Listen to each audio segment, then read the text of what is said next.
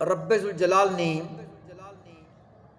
قرآن مجید فرقان حمید میں دوسرے پارے میں سورہ بقرہ کی آیت نمبر 185 میں ارشاد فرمایا، شہر رمضان الذی انزل فیہ القرآن، رمضان کا مہینہ جس میں قرآن کو نازل کیا گیا، ھدی للناس وبینات من الھدی والفرقان، لوگوں کے لیے ہدایت اور رہنمائی اور فیصلے کی روشن باتیں، فمن شاہد منکم الشہر فلیصم، پس تم میں سے جو کوئی اس مہینے کو پائے تو اس کے روزے رکھے۔ تو اس آیت کریمہ میں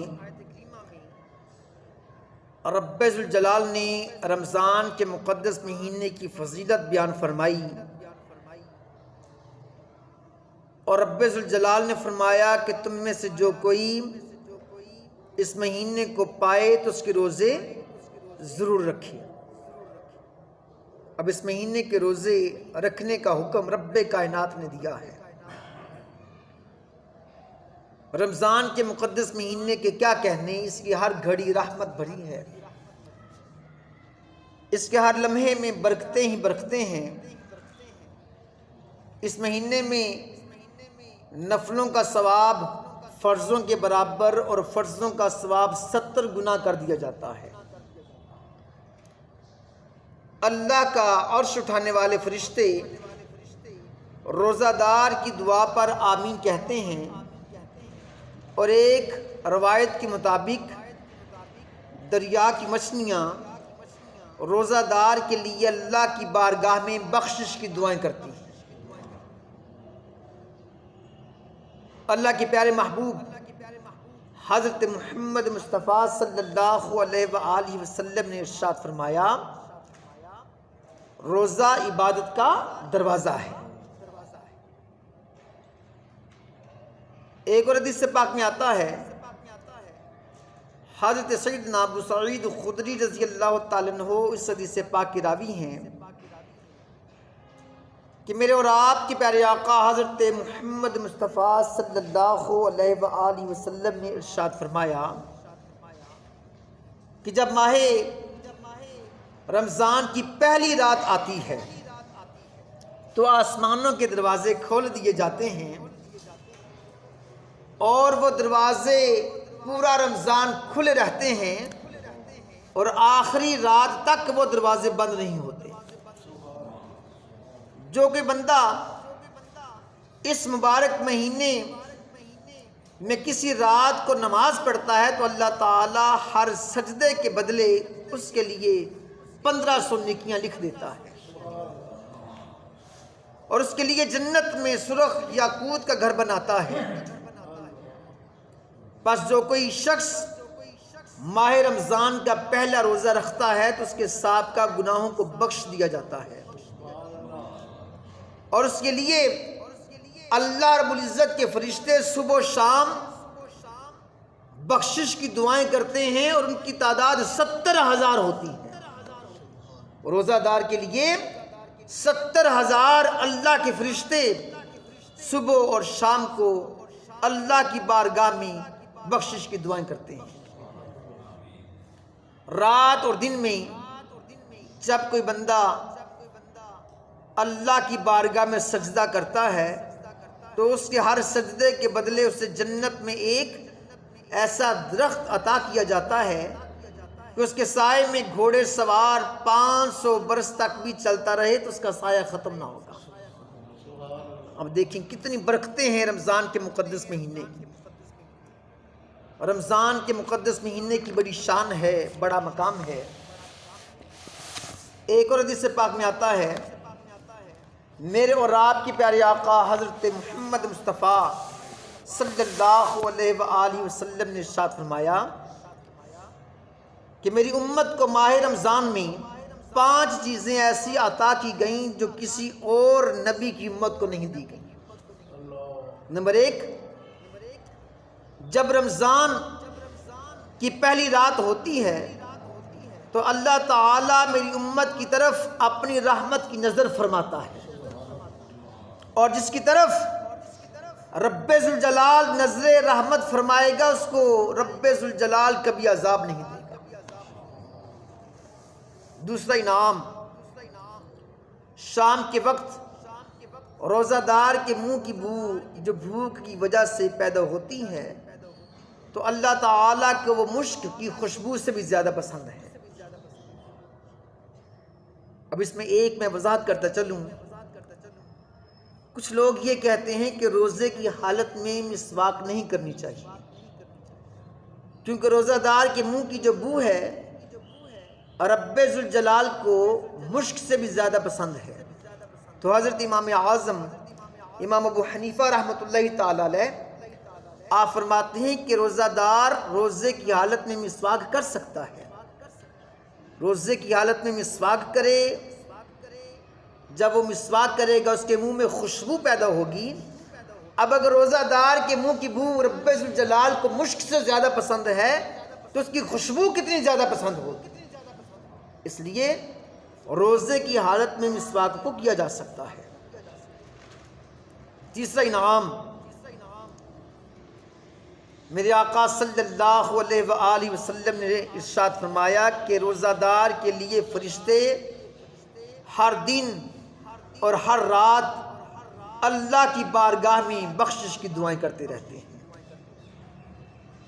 چوتھا انعام، رب ذوالجلال جنت کو حکم فرماتا ہے کہ میرے نیک بندے کے لیے مزین ہو جا، سج جا، سمر جا، عنقریب وہ دنیا کی مشقت سے میرے گھر اور کرم میں راحت پائیں گے۔ یعنی کہ روزہ دار کے لیے رب ذوالجلال جنت کو سجنے سنورنے کا حکم دے دیتا ہے۔ پانچواں انعام، میرے آقا صلی اللہ علیہ وآلہ وسلم نے ارشاد فرمایا جب ماہ رمضان کی آخری رات آتی ہے تو اللہ تعالیٰ سب کی مغفرت فرما دیتا ہے۔ قوم میں سے ایک شخص نے کھڑے ہو کر عرض کی، یا رسول اللہ صلی اللہ علیہ وآلہ وسلم، کیا وہ رات جس رات رب ذوالجلال امت مصطفیٰ کی بخشش فرما دیتا ہے کیا وہ لیلۃ القدر ہے؟ تو نبی پاک صلی اللہ علیہ وآلہ وسلم نے ارشاد فرمایا، نہیں، کیا تم نہیں دیکھتے کہ جب مزدور اپنے کام سے فارغ ہو جائے تو اسے اجرت دی جاتی ہے۔ یعنی لیلۃ القدر کی فضیلت علیحدہ ہے۔ یہ جو فضیلت ہے یہ رمضان المبارک کے مقدس مہینے کی آخری رات ہے کہ جب روزہ دار روزے رکھ لیں، اپنے کام سے فارغ ہو جائیں تو رب ذوالجلال ان کی مغفرت فرما دیتا ہے۔ تو میرے پیارے مسلمان بھائیوں، پورا مہینہ جو ہے اس میں برکتیں ہی برکتیں ہیں۔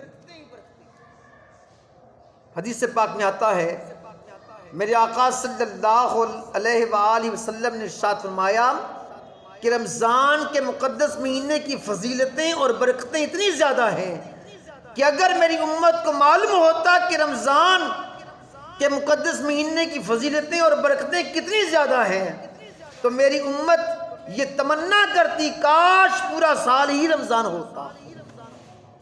اتنی فضیلتیں اور برکتیں ہیں رمضان کے مقدس مہینے کی۔ ایک اور حدیث پاک میں آتا ہے، حضرت سیدنا سلمان فارسی رضی اللہ تعالیٰ عنہ اس حدیث پاک کے راوی ہیں۔ یہ حدیث پاک میرے آقا صلی اللہ علیہ وآلہ وسلم نے ماہ شعبان کے آخری دن اس کو بیان فرمایا۔ نبی پاک صلی اللہ علیہ وآلہ وسلم نے ارشاد فرمایا، کیا لوگوں تمہارے پاس عظمت اور برکت والا مہینہ آیا، اس مہینے میں ایک رات ایسی بھی ہے جو 1000 مہینوں سے بھی افضل ہے۔ 1000 مہینوں سے بھی افضل وہ والی رات ہے۔ اور نبی پاک صلی اللہ علیہ وآلہ وسلم نے ارشاد فرمایا کہ رب ذوالجلال نے اس مقدس مہینے میں تم پر روزے فرض کیے اور اس کی راتوں میں قیام کرنا یہ سنت ہے، اور جو اس مہینے میں نفل ادا کرے تو وہ ایسے ہے جیسے اس نے فرض ادا کیے۔ یعنی نفلوں کا ثواب فرضوں کے برابر، اور جس نے فرض ادا کیے اس کا ثواب 70 گنا کر دیا جاتا ہے۔ اور یہ مہینہ صبر کا مہینہ ہے، اور صبر کا ثواب جو ہے وہ جنت ہے۔ یہ غمخواری کا، بھلائی کا مہینہ ہے، اور اس مہینے میں مومن کا رزق بڑھا دیا جاتا ہے، اور جس میں روزہ دار کو افطار کروائے اس کے گناہوں کے لیے یہ مغفرت ہے، اور اس کی گردن کو جہنم کی آگ سے آزاد کر دیا جائے گا، اور اس افطار کرانے والے کو ایسا ہی ثواب ملے گا جیسے روزہ رکھنے والے کو ثواب ملتا ہے، بغیر اس کے کہ اس کے اجر میں کچھ کمی ہو۔ یعنی کہ روزہ دار کو تو اللہ کی بارگاہ سے روزے کا اجر ملے گا ہی، لیکن اگر کوئی کسی روزہ دار کو روزہ افطار کروائے گا تو رب ذوالجلال روزہ دار کے برابر ثواب روزہ افطار کروانے والے کو بھی عطا کرے گا۔ تو صحابہ نے عرض کی، یا رسول اللہ صلی اللہ علیہ وآلہ وسلم، ہم میں سے ہر شخص وہ چیز نہیں پاتا، یعنی اتنا کفیل مال و دولت والا نہیں ہوتا کہ وہ کسی کو روزہ افطار کروا سکے۔ تو نبی پاک صلی اللہ علیہ وآلہ وسلم نے ارشاد فرمایا کہ یہ اجر و ثواب اس شخص کے لیے ہے جو کسی کو ایک گھونٹ دودھ، ایک گھونٹ پانی یا ایک کھجور سے روزہ افطار کروائے گا۔ یعنی کہ اگر کوئی شخص کسی روزہ دار کو ایک گھونٹ دودھ، ایک گھونٹ پانی یا ایک کھجور سے بھی روزہ افطار کروائے گا تو رب ذوالجلال روزہ دار کے برابر ثواب جو ہے وہ افطار کروانے والے کو عطا کرے گا۔ پھر نبی پاک صلی اللہ علیہ وآلہ وسلم نے ارشاد فرمایا کہ جس نے روزہ دار کو پیٹ بھر کر کھانا کھلایا اس کو رب ذوالجلال میرے حوض کوثر سے پلائے گا، اور وہ شخص کبھی پیاسا نہیں ہوگا اور جنت میں داخل ہو جائے گا۔ یعنی روزہ دار کو پیٹ بھر کر جو کھانا کھلائے گا تو بروز قیامت اس کو حوض کوثر سے جام میرے آقا صلی اللہ علیہ وآلہ وسلم اپنے مبارک ہاتھوں سے پلائیں گے، اور وہ شخص پھر کبھی پیاسا نہ ہوگا اور وہ جنت میں داخل ہو جائے گا۔ میرے آقا نے فرمایا یہ وہ مہینہ ہے کہ اس کا اول یعنی ابتدائی 10 دن رحمت ہیں، اس کا اوسط یعنی درمیانی اشرا مغفرت، اور آخر یعنی آخری 10 دن یہ جہنم سے آزادی ہے۔ اور جو اس مہینے اپنے غلام پر تخفیف کرے یعنی کم کام لے، اللہ تعالیٰ اس کو بخش دے گا اور جہنم سے آزاد فرما دے گا۔ تو اتنی برکتیں،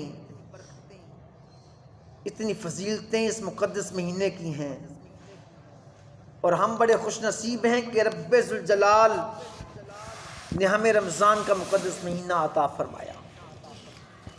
ہم نے اس مہینے کی برکتوں کو حاصل کرنا ہے، اس مہینے کی برکتوں کو ضائع نہیں ہونے دینا۔ یقین کریں کتابیں احادیث مبارکہ سے بھری پڑی ہیں کہ جس میں رمضان کی فضیلتیں ہی فضیلتیں ہیں، برکتیں ہی برکتیں ہیں۔ حضرت سیدنا عبداللہ ابن مسعود رضی اللہ تعالیٰ عنہ، آپ سے روایت ہے کہ نبی کریم صلی اللہ علیہ وآلہ وسلم نے ارشاد فرمایا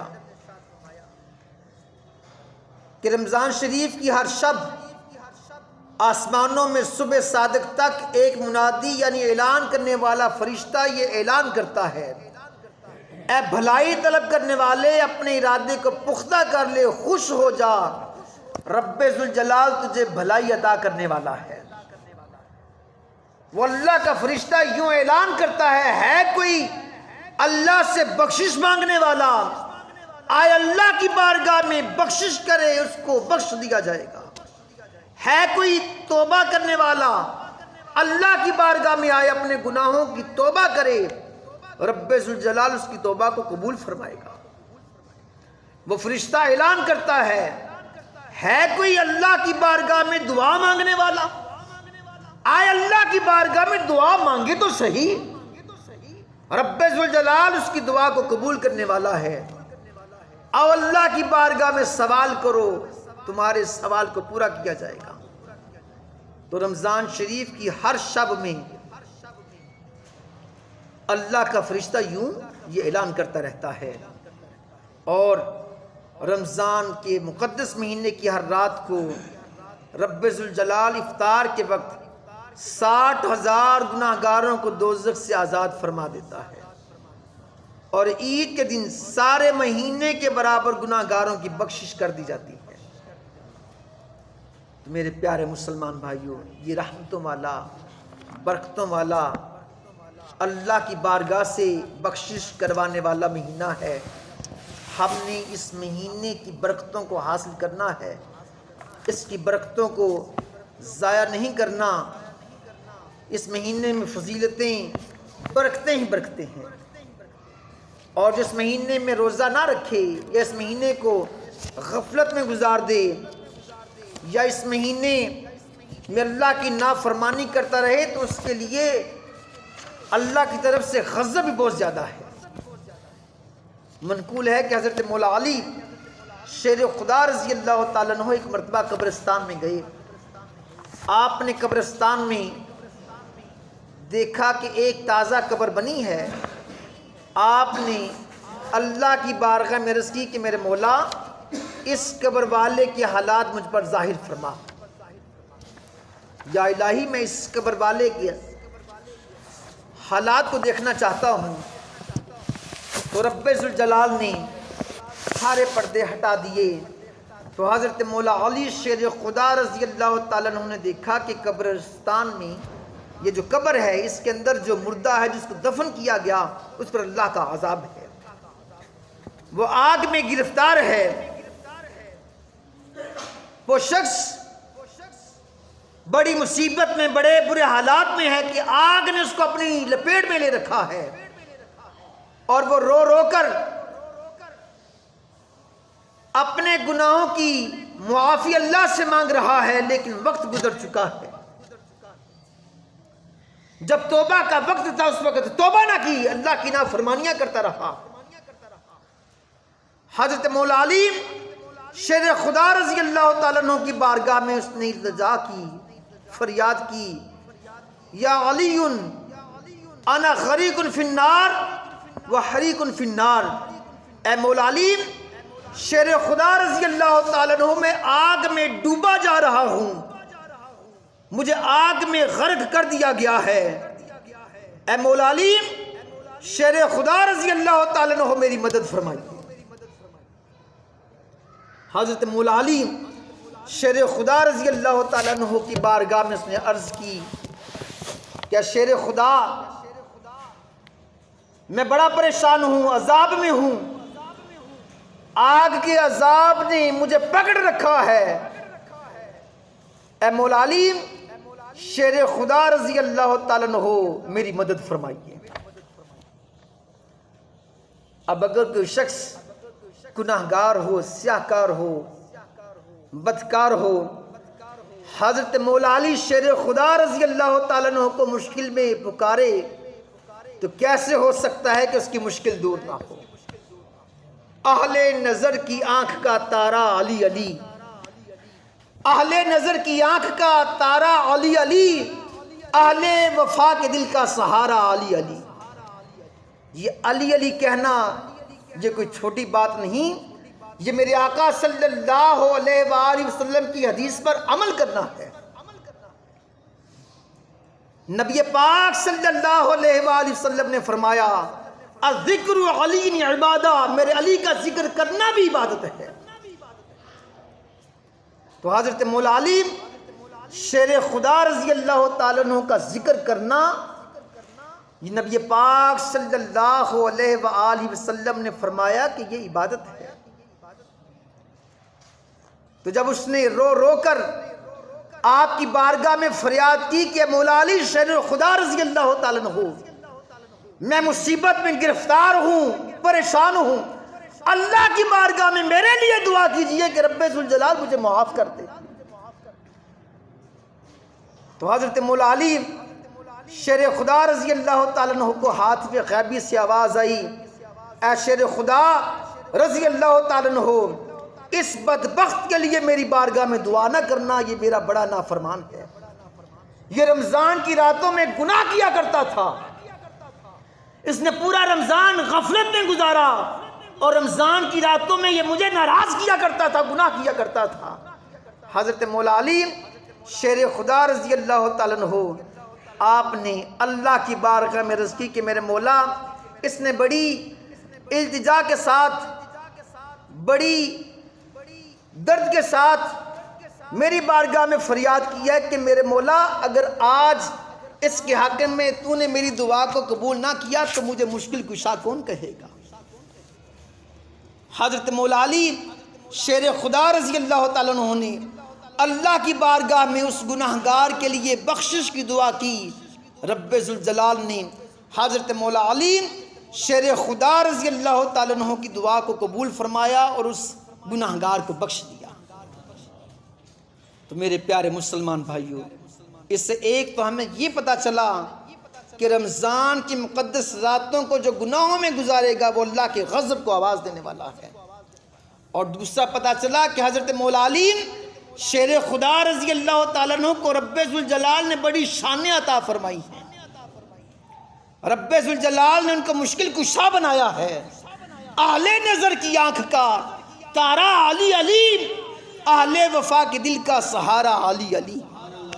ایک کیف ایک سرور سا رہتا ہے رات دن، ایک کیف ایک سرور سا رہتا ہے رات دن، جب سے ہوا ہے ورد ہمارا علی علی۔